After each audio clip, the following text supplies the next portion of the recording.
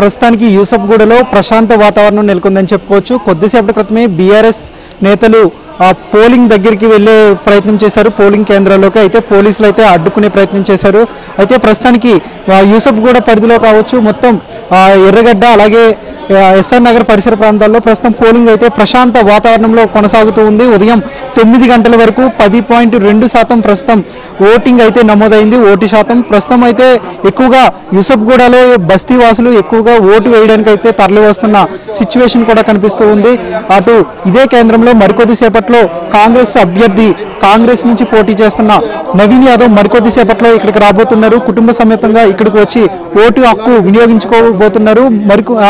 గత కొద్ది నిమిషాల క్రితమే తెలంగాణ మాజీ డీజీపీ జితేందర్తో పాటు సైబర్ సెక్యూరిటీ బ్యూరో అధికారి శిఖా గోయల్ కూడా వచ్చి తమ ఓటు హక్కును అయితే వినియోగించుకున్నారు. ముఖ్యంగా ఎక్కువగా ఈ యూసఫ్గూడకు సంబంధించి పూర్తి స్థాయిలో 56 పోలింగ్ కేంద్రాలు అయితే ఉన్నాయి. ఈ మొత్తం ఈ పోలింగ్ స్టేషన్లకు ఎక్కువగా బస్తీ వాసులు క్యూ కడుతూ ఉన్నారు. ఇప్పుడిప్పుడే కొద్దిగా తరలి వస్తున్న సిచ్యువేషన్ కూడా కనిపిస్తుంది. ఎవరికి ఎలాంటి ఇబ్బందులు లేకుండా, ఎలాంటి అవాంఛనీయ సంఘటనలు చోటు చేసుకోకుండా 3 అంచెల భద్రతా వ్యవస్థలో ప్రస్తుతం ఓటింగ్ అయితే జరుగుతున్న సిచ్యువేషన్ కూడా చూసుకోవచ్చు. అటు పోలింగ్ కేంద్రంలో సిఆర్పిఎఫ్కి సంబంధించిన పోలీస్ బలగాలు భద్రతను పటిష్టం చేశాయి. అలాగే పోలింగ్ బయట మాత్రం తెలంగాణ పోలీస్కి సంబంధించిన సిబ్బంది విధులు నిర్వహిస్తున్నారు. అలాగే పోలింగ్ పోలింగ్ సమీపంలో చుట్టుపక్కల పరిసర ప్రాంతాల్లో తెలంగాణకు సంబంధించిన రిజర్వ్డ్ పోలీసు దాదాపుగా 2000 మంది పోలీసులతో ఎలాంటి అవాంఛనీయ సంఘటనలు చోటు చేసుకోకుండా 3000 మంది ఎన్నికల సిబ్బంది ప్రస్తుతం విధులు నిర్వహిస్తూ ఉన్నారు. ఇప్పటి వరకు ఎక్కడ కూడా ఎలాంటి అవాంఛనీయ సంఘటనలు చోటు చేసుకోలేదు. చిన్న చిన్న చెదురు ముదురు ఘటనలు తప్ప ఇంకా పెద్ద ఎత్తులో మాత్రం ఎలాంటి సంఘటనలు చోటు చేసుకోలేదు. అటు అధికారులు కూడా ఎప్పటికప్పుడు మానిటరింగ్ చేస్తున్నారు. ఎక్కడ కూడా ఎలాంటి సంఘటనలు చోటు చేసుకోకుండా, ఎలాంటి అవాంఛనీయ సంఘటనలు చోటు చేసుకోకుండా పూర్తి స్థాయిలో సమన్వయం చేసుకుంటూ అందరూ అధికారులు ముందుకు వెళ్తున్నట్లుగా కూడా తెలుస్తుంది.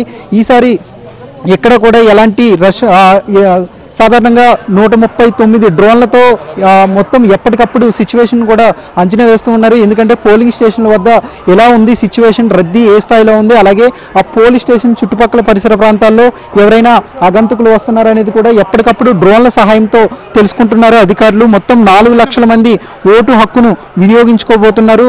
ఇప్పటి వరకు 10.2% అంటే సుమారుగా 35,000 ఓట్లు అయితే పోలయ్యాయి. అయితే ఈ ప్రతిష్టాత్మకంగా జూబ్లీహిల్స్ ఉప ఎన్నికలను తీసుకుంటున్నారు. ఎందుకంటే అటు అధికార పక్షంలో ఉన్న కాంగ్రెస్ కావచ్చు, ప్రతిపక్షంలో ఉన్న బీఆర్ఎస్ పార్టీ కావచ్చు, ఇక బీజేపీ పార్టీ కావచ్చు. సో ఈ 3 చాలా పోటాపోటీగా గత నెల రోజుల పాటు విస్తృతంగా ప్రచారం చేశారు. బస్తీల్లో కూడా ఎక్కువగా వెళ్ళి సభలు నిర్వహించారు, ర్యాలీలు నిర్వహించారు. సో ఈ ఉప ఎన్నిక చాలా వాళ్ళు ప్రతిష్టాత్మకంగా తీసుకున్నారు. మరికొద్ది ఈరోజు 7 గంటలకి ప్రారంభమైన చాలా మందకోడిగా సాగుతుందని చెప్పుకోవచ్చు. చాలా తక్కువ స్థాయిలోనే, అంటే సుమారుగా 3 గంటల సమయం దాటొస్తుంది. 3 గంటలకు కూడా 15% దాటినట్లుగా తెలుస్తుంది. సో ఓవరాల్గా మధ్యాహ్నం లోపు ఓటింగ్ మీద ఎంత శాతం అనేది ఒక స్పష్టమైన క్లారిటీ వచ్చే అవకాశం ఉంది. గతంలో 2009లో 77% ఓటు నమోదైంది. అలాగే 2014లో 50% ఓట్లు పోలయ్యాయి. అలాగే 2018లో 45%, 2023లో 48% ఓట్లు పోలయ్యాయి. సో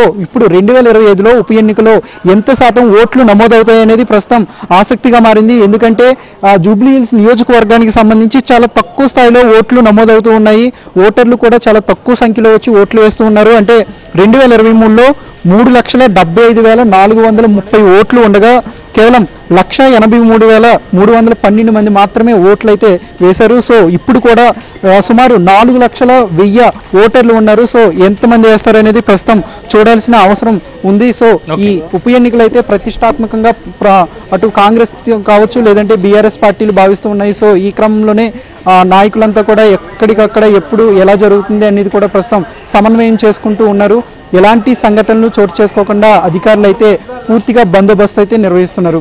మరికొద్ది సేపట్లోనే యూసఫ్గూడలో నాజర్ స్కూల్లో ఉన్న 217వ కేంద్రం వద్దకు నవీన్ యాదవ్ వచ్చి తన ఓటు హక్కును